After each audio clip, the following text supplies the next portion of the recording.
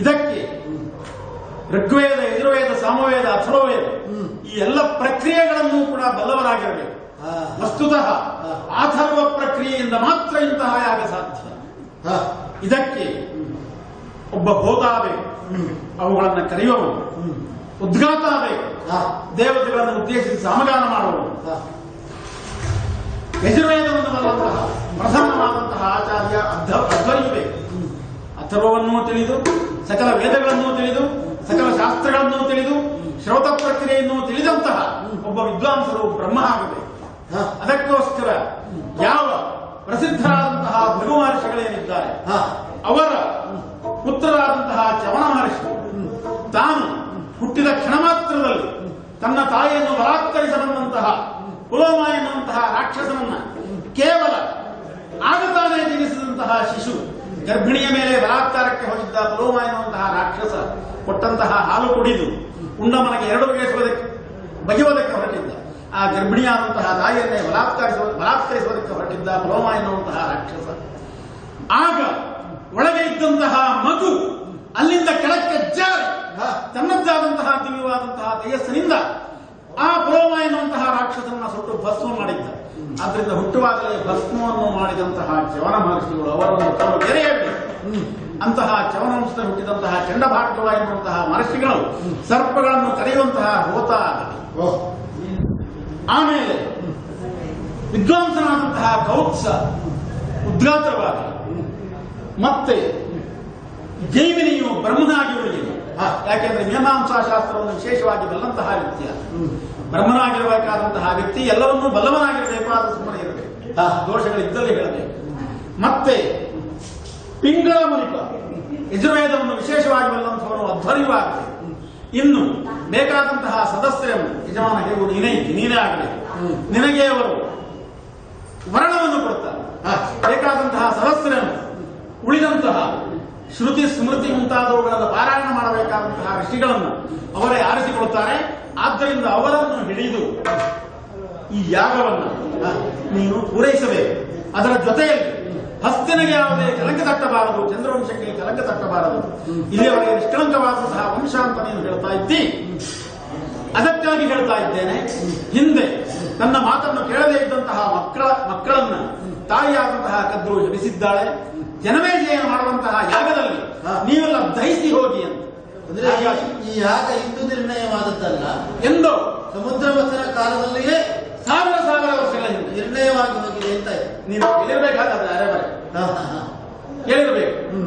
ಅರೆಬರೆ ಪ್ರಾಯಶಃ ಅದನ್ನು ಮರೆತಿದ್ದಿ, ಅಥವಾ ಯಾವ ಜನಮೇಜಯ ಅಂತ ನನಗೆ ಗೊತ್ತಿಲ್ಲದೆ ಇದೆ. ನಮ್ಮ ವಂಶದಲ್ಲೇ ಇದೆ ಜನಮೇಜಯ, ಎಷ್ಟೋ ಜನಮೇಜಯಂದರು ಆಗಿದ್ದಾರೆ. ಆದ್ರೆ ಆ ಜನಮೇಜಯ ಸರ್ಪಯಾಗವನ್ನು ಮಾಡಬೇಕಾದಂತಹ ಜನಮೇಜಯ ನೀನೇ. ಆದ್ರಿಂದ ಅವರೆಲ್ಲರನ್ನೂ ಕರೆಸಿ ನಿನ್ನ ಸತ್ರದಲ್ಲಿ ಅವರನ್ನು ಸುಟ್ಟು ಹಾಕಿ ನಿನಗೆ ಮಂಗಳವಾಗಲಿ. ಸ್ವಾಮಿ ಬರ್ತೇನೆ. ಸ್ವಾಮಿ ಸಕಾಲದಲ್ಲಿ ಬಂದು ಸರಿಯಾದ ಎಚ್ಚರಿಕೆಯನ್ನು ಕೊಟ್ಟಿದ್ದೀವಿ. ತಕ್ಷಕನ ತನ್ನ ಕುಲ ಸಮೇತವಾಗಿ ವಿನಾಶ ಹೊಂದಬಹುದಾದಂತಹ ಒಂದು ವೇದೋಕ್ತ ಮಾರ್ಗವನ್ನು ಹೇಳುತ್ತೀವಿ. ಅದು ಪ್ರಕ್ರಿಯೆ ಅಥರ್ವ ಎಂಬುದಾಗಿ ತಾವು ತಿಳಿಸಿದ್ದೀವಿ. ಬಹಳ ಸಂತೋಷವಾಯಿತು. ಮುಂದಿನ ಕಾರ್ಯಕ್ಕೆ ಉದ್ಯುಕ್ತರಾಗಬೇಕಾದಂತಹ ಹೊಣೆ ನನ್ನ ಮೇಲೆ ಈಗುಂಟು ಎಂಬುದು ಸ್ಪಷ್ಟವಾಯಿತು. ತಾವು ಕೊನೆಯವರೆಗೆ ನಿಂತಿದ್ದರೆ ಒಳ್ಳೆ ನಿಲ್ಲುತ್ತಿದ್ದೆ ಜನಮೇಜಯ. ವಸ್ತುತಃ ನನ್ನಂಥವರಿಗೆ ಹೇಳಿಸಿದ್ದಲ್ಲ ಇದು. ವೇದಾಧ್ಯಯನವನ್ನು ಮಾಡಿದ್ದೇನೆ. ಸಾತ್ವಿಕವಾದಂತಹ ಬದುಕನ್ನು ಸಾಗಿಸಬೇಕು ಅಂತ ಬಯಸಿದವನು. ಇಂತಹ ರಾಜಸವಾದಂತಹ ತಾಮಸವಾದಂತಹ ಪ್ರಕ್ರಿಯೆಗಳು ನಮ್ಮನ್ನು ವಸ್ತುತಃ ಮತ್ತಷ್ಟು ಮಲಿನಗೊಳಿಸಿ ನಮ್ಮ ಭಾವನೆ ಬದಲಾಗುತ್ತದಲ್ಲ. ಹಾಗಾಗಿ ತೀರಾ ಅಗತ್ಯವಿದ್ದರೆ ಮತ್ತೆ ನಾನು ಬಂದೇನು, ಆ ಅಗತ್ಯ ಬೀಳಲಿಕ್ಕೆ ಹೋಗಿ ಈ ಹಸ್ತಿನೆಯಲ್ಲಿ ಹರಿಯುತ್ತಿರುವಂತಹ ಪವಿತ್ರವಾದಂತಹ ಯಮುನಾ ನದಿಯಲ್ಲಿ ಮಿಂದು ಶುಭ್ರನಾಗಿ ನಿಂದ ಹೊರಟು ಹೋಗ್ತೇನೆ. ನಿನಗೆ ಮಂಗಳವಾದ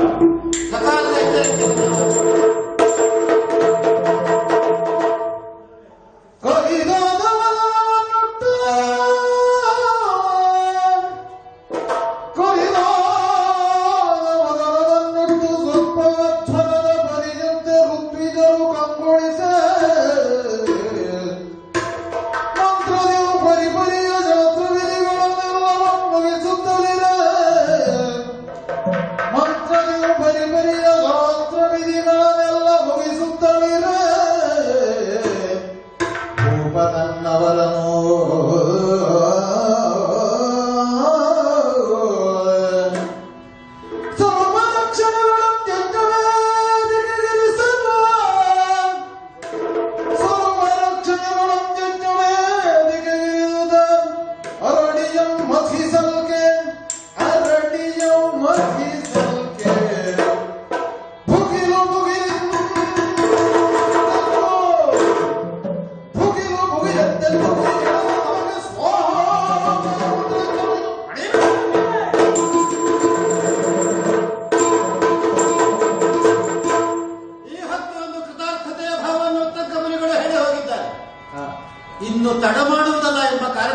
ನೇರವಾಗಿ ಮಂತ್ರಿಗಳನ್ನು ಹೇಳಿ ರಾಜ ಮಹಾರಾಜರುಗಳಿಗೆ ಮಾಂಡಲಿಕರಿಗೆ ಅಲ್ಲಲ್ಲಿರತಕ್ಕಂಥ ನಮ್ಮ ರಾಜ್ಯ ಕೋಶಗಳ ಎಲ್ಲ ಅಧಿಕಾರಿಗಳಿಗೆ ಹಸ್ತಿನಾವತಿಗೆ ಬರಬೇಕು ಎಂಬುದಾಗಿ ರಾಯಸವನ್ನು ಕಳಿಸಿದ್ದೆ.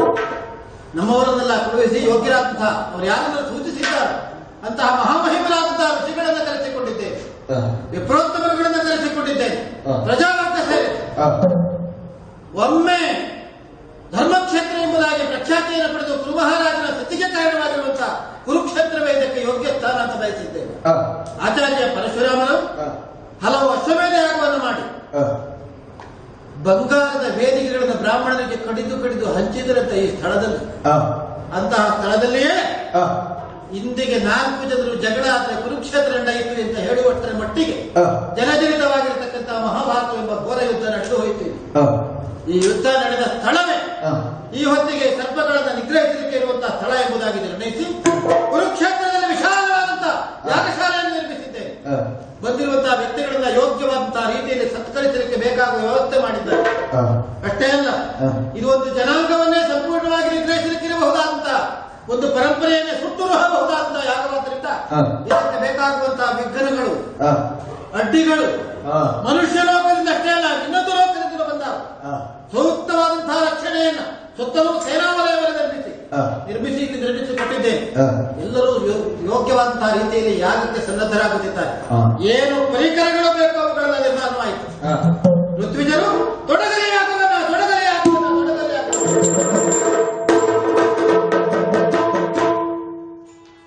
ತಿಳಿಯುವ ಮಂಗಕ್ಷಕನಾಗಿ ಕುಲ ಬಳಿಯುವುದು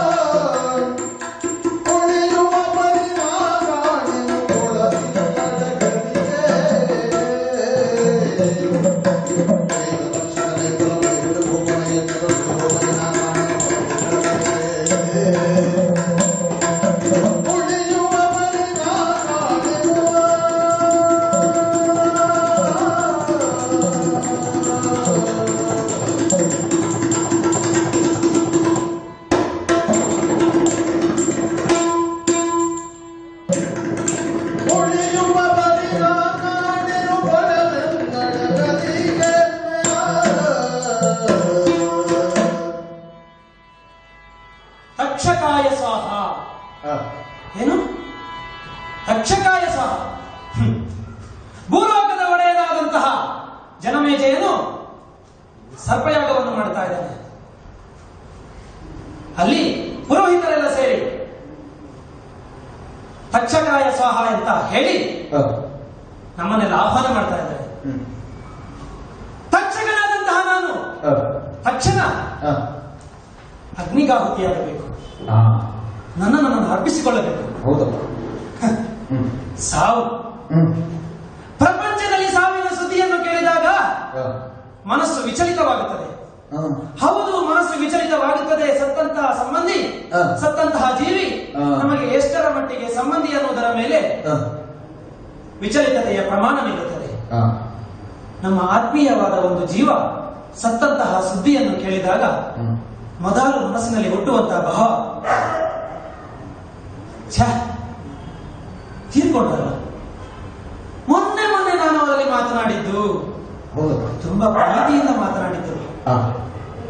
ಈ ಭಾವ ಹುಟ್ಟುವುದು ಸಾಯುವುದಕ್ಕಿಂತ ಮುಂಚಿನ ಭೇಟಿಯಲ್ಲಿ ತುಂಬಾ ಪ್ರೀತಿಯಿಂದ ಇದ್ದಿದ್ದರೆ, ಒಂದು ವೇಳೆ ಆ ಅಂತಿಮ ಭೇಟಿಯಲ್ಲಿ ಜಗಳವೇ ಆಗಿದ್ದರೆ ಆಗ ನೋಡಿ ಕಾಡುವುದು. ತುಂಬಾ ಒಳ್ಳೆಯವರು, ತುಂಬಾ ಪ್ರೀತಿಯಿಂದ ಮಾತಾಡುತ್ತಿದ್ದರು. ಆದರೆ ಸಾಯುವ ಕಾಲಕ್ಕೆ ನಾನು ಅವರಲ್ಲಿ ಜಗಳ ಮಾಡಿಬಿಟ್ಟೆನಲ್ಲ. ಈ ಕೊರಗಿನ ಭಾವ ಹುಟ್ಟುವುದು ಪರರ ಸಾವಿನ ಸುದ್ದಿ ಪರರಿಂದ ತಿಳಿದಾಗ. ಆದರೆ ಒಂದು ವೇಳೆ ತನ್ನದೇ ಸಾವಿನ ಸುದ್ದಿ ಪರರಿಂದ ತಿಳಿದಾಗ ಉಂಟಾಗುವಂತಹ ದುಃಖ, ಪರರ ಸಾವಿನ ಸುದ್ದಿಯನ್ನೇ ತಿಳಿದಾಗ ನಮಗೆ ತಡೆದುಕೊಳ್ಳುವಂತಹ ಸಾಮರ್ಥ್ಯವಿಲ್ಲ. ಇನ್ನು ತನ್ನದೇ ಸಾವಿನ ಸುದ್ದಿಯನ್ನು ಕೇಳಿದಾಗ ತಡೆದುಕೊಳ್ಳುವುದು ಸಾಧ್ಯವೇ? ನೋಡಿ, ಒಬ್ಬೊಬ್ಬರೇ ಒಬ್ಬರ ಹಿಂದೆ ಒಬ್ಬರು, ಮತ್ತೊಬ್ಬರ ಹಿಂದೆ ನನ್ನ ಸಂತತಿಯವರು, ನಾಗ ಸಂತತಿಯವರು ಭೂಲೋಕದಲ್ಲಿ ಜನಮೇಜಯನು ನಡೆಸಲ್ಪಡುತ್ತಿರುವಂತಹ ಸರ್ಪಯಾಗಕ್ಕೆ ತನ್ನನ್ನು ಅರ್ಪಿಸಿಕೊಳ್ಳುವುದಕ್ಕಾಗಿ ಹೋಗುತ್ತಿದ್ದಾರೆ. ಒಂದು ಜೀವಿಗೆ ಸಾವೇ ಬರುವುದಾದರೂ ಅದು ತನ್ನ ಸ್ವಂತ ಸಂಪಾದನೆಯಾಗಬೇಕು. ಅದು ಪರರ ಹಂಗಿನ ಸಾವಾಗಬಾರದು. ಯಾಕೆ ಹೀಗಾಗ್ತಾ ಇದೆ? ಇವತ್ತು ನನ್ನನ್ನು ನಾನು ಏನು ತಕ್ಷಣ ಏನು ಸಾಮಾನ್ಯನೇ, ತಕ್ಷಣ ಘನತೆ ಎಂತದ್ದು, ತಕ್ಷಣ ಸಾಮರ್ಥ್ಯ ಎಂತದ್ದು. ಆದರೆ ನೆನಪಾಗ್ತಾ ಇದೆ, ಮಾತೆಯ ಶಾಪ ಫಲಿಸಿದೆ. ಮಾತೆಯ ಶಾಪವು ಫಲಿಸಿದೆ.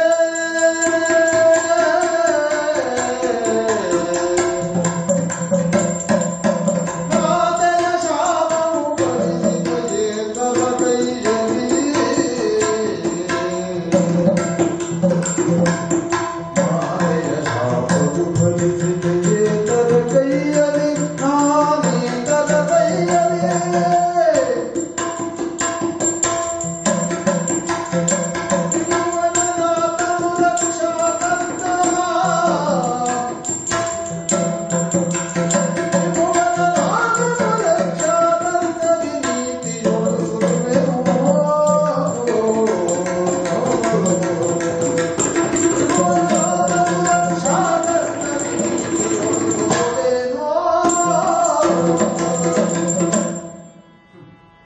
ದುಷ್ಟರಾದಂತಹ ರಾಕ್ಷಸರು ಕೂಡ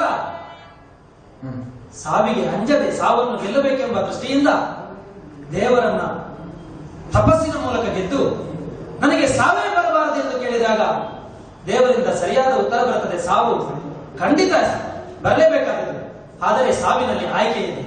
ದುಷ್ಟರಾದಂತಹ ರಾಕ್ಷಸರಿಗೇನೆ ಸಾವಿನಲ್ಲಿ ಆಯ್ಕೆ ಇದೆ. ತಕ್ಷಕ ನಾನು ತಾಯಿಯ ಶಾಪಕ್ಕೆ ಬಲಿಯಾಗಬೇಕು. ನನ್ನ ಸಾವಂದ್ರೆ ಅದು ನನ್ನ ಸ್ವಂತ ಸಂಪಾದನೆಯಾಗಬೇಕು. ಹೌದು, ಸ್ವಭಾವದ ನನ್ನ ತಾಯಿಯ ಬಗ್ಗೆ ನನಗೂ ಬೇಸರ ಇದೆ. ಅಲ್ಲದೇ ಇದ್ದರೆ ತನ್ನ ತಂಗಿಯಲ್ಲೇ ಪಂದ್ಯಗಟ್ಟಿ ತಂಗಿಯನ್ನು ಸೋಲಿಸಿ ಅದಕ್ಕೆ ಒಪ್ಪದಿದ್ದಾಗ ನಮಗೆ ಶಾಪ ಕೊಡುವುದಂದ್ರೆ, ಹೌದು, ನಮ್ಮ ತಾಯಿ ಕದ್ರುದೇವಿ ಸತ್ಯಲೋಕದಲ್ಲಿ ಸಮುದ್ರ ಮಥನ ನಡೆಯುವಂತಹ ಸಂದರ್ಭದಲ್ಲಿ ಅದನ್ನು ನೋಡುವುದಕ್ಕೆ ತನ್ನ ತಂಗಿಯೊಡನೆ ವಿನಿತೆಯೊಡನೆ ಹೋಗಿದ್ದರು. ಅಲ್ಲಿ ಬಂದಂತಹ ಸಕಲ ಸಂಪತ್ತನ್ನು ನೋಡಿ ಹಿಂದಿರುಗುವಾಗ ತಂಗಿಯಲ್ಲಿ ಒಂದು ಪ್ರಶ್ನೆ ಕೇಳುತ್ತಾರೆ, ಅಲ್ಲಿ ಬಂದಂತಹ ಸಂಪತ್ತುಗಳನ್ನೆಲ್ಲ ಗಮನಿಸಿದೆಯಾ? ನನ್ನ ಚಿಕ್ಕಮ್ಮ ವಿನಿತೆ ವಿನಯದಿಂದಲೇ ಉತ್ತರಿಸುತ್ತಾರೆ, ಹೌದು. ಅಲ್ಲಿ ಬಂದಂತಹ ಉಚ್ಚೈಷವಸು ಎಂಬಂತಹ ಕುದುರೆಯ ಬಣ್ಣವನ್ನು ಕಂಡೆಯ? ಹೌದು, ಶ್ವೇತವರ್ಣದ ಕುದುರೆ. ಕುದುರೆಯ ಬಾಲದ ಬಣ್ಣವನ್ನು ಕಂಡೆಯ? ಚಿಕ್ಕಮ್ಮ ವಿನಿತೆ ಶ್ವೇತವರ್ಣದ ಕುದುರೆಯ ಬಾಲದ ಬಣ್ಣ ಬಿಳಿಯಾಗಿದೆ ಎಂದು ಹೇಳ್ತಾರೆ. ಆದರೆ ನನ್ನಮ್ಮನದು ಸೋಲಿಸುವ ಚಟ, ತಂಗಿಯನ್ನು ಸೋಲಿಸುವ ಚಟ, ಸೋಲಿಸಿ ತನಗೆ ಗೆಲ್ಲಬೇಕೆನ್ನುವ ಹಠ ಇಲ್ಲ. ಕುದುರೆಯ ಬಾಲದ ಬಣ್ಣ ಕಪ್ಪೆಂದು ವಾದಿಸಿದರು. ಮಾತಿಗೆ ಮಾತು ಬೆಳೆಯಿತು, ವಾದಕ್ಕೆ ವಾದ ಬೆಳೆಯಿತು. ಫಲಿತಾಂಶವಾಗಿ ಪಂದ್ಯವನ್ನು ಕಟ್ಟಿದರು. ಮರುದಿನದಲ್ಲಿ ಕುದುರೆಯನ್ನು ತರಿಸಿ ನೋಡಲಾಗುವುದು. ಯಾರು ಪಂದ್ಯದಲ್ಲಿ ಸೋಲುತ್ತಾರೋ ಅವರು ಗೆದ್ದವರ ದಾಸಿಯಾಗಬೇಕು. ಆದರೆ ಅದಕ್ಕನುಗುಣವಾಗುವಂತೆ ನಮ್ಮಮ್ಮ 1000 ಮಕ್ಕಳಾದಂತಹ ನಮ್ಮನ್ನು ಕರೆಸಿ ಅಪ್ಪಣೆಯನ್ನು ಮಾಡಿದರು. ನಾಳೆ ಬರುವಂತಹ ಉಚ್ಚರಿಸವಸು ಎಂಬಂತಹ ಕುದುರೆಯ ಬಾಲವನ್ನು ನೀವು ಕಚ್ಚಿಕೊಂಡು ನೇತಾಡಬೇಕು. ಅದರಿಂದಾಗಿ ಕುದುರೆಯ ಬಾಲ ಕಪ್ಪು ಕಾಣುತ್ತದೆ. ಚಿಕ್ಕಮ್ಮ ಸೋಲ್ತಾಳೆ, ನನ್ನ ದಾಸಿಯಾಗುತ್ತಾಳೆ. ನನಗೆ ಇದಕ್ಕೆ ಮನಸ್ಸು ಒಪ್ಪಲಿಲ್ಲ. 1000 ಮಕ್ಕಳಲ್ಲಿ ನಾನೇ ಮೊದಲಿಗನಾಗಿ ಇದನ್ನು ಪ್ರತಿಭಟಿಸಿದೆ. ಇಲ್ಲಮ್ಮ, ಹೀಗೆ ಮಾಡಬಾರದು, ತಪ್ಪಾಗುತ್ತದೆ, ಚಿಕ್ಕಮ್ಮನಿಗೆ ಅನ್ಯಾಯ ಆಗುತ್ತದೆ. ಪ್ರತಿಭಟಿಸಿದವನಿಗೆ ಸಿಕ್ಕಂತಹ ಪ್ರತಿಫಲ ಕುಪಿತರಾದಂತಹ ತಾಯಿ ಮುಂದೊಂದು ದಿನ ಭೂಲೋಕದ ಒಡೆಯನಾದಂತಹ ಜನಮೇಜಯನಿಂದ ನಡೆಸಲ್ಪಡುವಂತಹ ಸರ್ಪಯಾಗಕ್ಕೆ ನೀವೆಲ್ಲರೂ ನನ್ನ ಸಂತತಿಯವರೆಲ್ಲ ಸರ್ವನಾಶವಾಗಿ ಹೋಗಬೇಕು. ತಾಯಿ ಕೊಟ್ಟಂತಹ ಶಾಪ. ಮನಸ್ಸು ವಿಚಲಿತವಾಯಿತು, ದಿಕ್ಕು ಕಾಣದಂತಾಯಿತು. ಆದರೆ ತಾಯಿಯ ಮಾತು ಮೀರುವುದಕ್ಕಾಗ್ಲಿಲ್ಲ. ಚಿಕ್ಕಮ್ಮನಿಗೆ ಮೋಸ ಮಾಡಿದೆವು, ತಾಯಿಯ ಅಣತಿಯಂತೆ ನಡೆದೆವು. ಚಿಕ್ಕಮ್ಮ ಸೋತರು, ಚಿಕ್ಕಮ್ಮ ಹಸಿಯಾದರು. ಆದರೆ ಅವರ ಮಗನಾದಂತಹ ಗರುಡ ಅದನ್ನು ಬಿಡಿಸಿದ. ಆದರೆ ನಮಗೆ ಸಿಕ್ಕಂತಹ ಶಾಪಕ್ಕೆ ಉಶಾಪ ಬೇಕಲ್ಲ. ದೇವರ ಬಗ್ಗೆ ಹೋದೆವು, ದೇವತೆಗಳಲ್ಲಿ ಕೇಳಿದೆವು. ಆಗ ಅವರು ಕೊಟ್ಟಂತಹ ಉತ್ತರ ಏನು? ಎಲ್ಲಾ ಸರ್ಪಗಳು ಜನಮೇಜಯನ ಯಾಗಕ್ಕೆ ಬಲಿಯಾಗಲಾರರು. ಕಾರಣ ಜನಮೇಜಯ ಭೂಲೋಕದಲ್ಲಿ ಹುಟ್ಟುವುದಕ್ಕೆ ಸಾವಿರ ವರ್ಷಗಳಿದೆ. ಅಷ್ಟರೊಳಗಾಗಿ ನೀವು ಮಾಡಬೇಕಾದಂತಹ ಒಳ್ಳೆಯ ಕೆಲಸಗಳಿವೆ. ಅದನ್ನ ಮಾಡುತ್ತಾ ಯಾರು ಒಳ್ಳೆಯ ಕೆಲಸಗಳನ್ನು ಮಾಡ್ತೀರೋ ಅವರು ಬದುಕುಳಿತೀರಿ.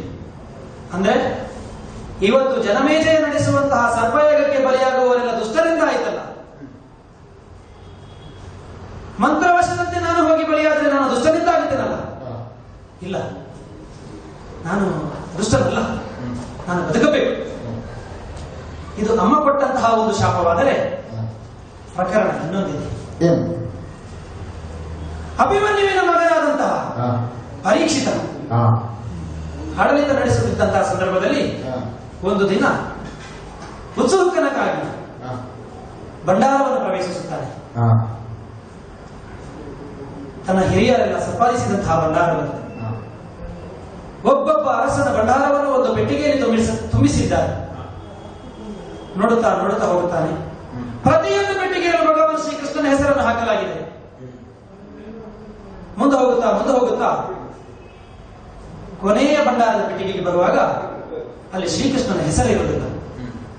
ನೋಡಿ, ಮನುಷ್ಯನ ಉತ್ಸಾಹ ಮತ್ತು ಕುತೂಹಲ ನೋಡಿ. ಯಾವಾಗ ಒಂದು ವ್ಯವಸ್ಥಿತವಾಗಿರುತ್ತದೋ ಅದರ ಬಗ್ಗೆ ಗಮನವೇ ಕೊಡುವುದಿಲ್ಲ. ಸಾಮಾನ್ಯವಾಗಿ ನೋಡಿಕೊಂಡು ಹೋಗುತ್ತಾರೆ.